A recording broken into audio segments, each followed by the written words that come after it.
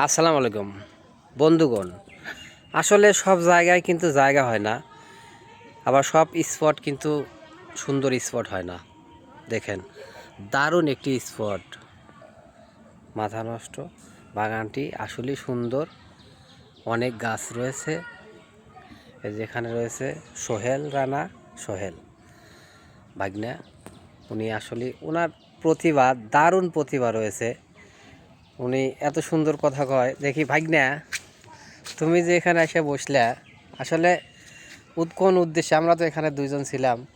এখানে সবাই বসে, এখানে একটু আরামদায়ক জায়গা। এখানে গরম যদি সবার ধরে, তখন তাদের স্বস্তি মেটানোর জন্যই আমাদের এই এই এই ছায়ায় সবাই এসে আরাম করে।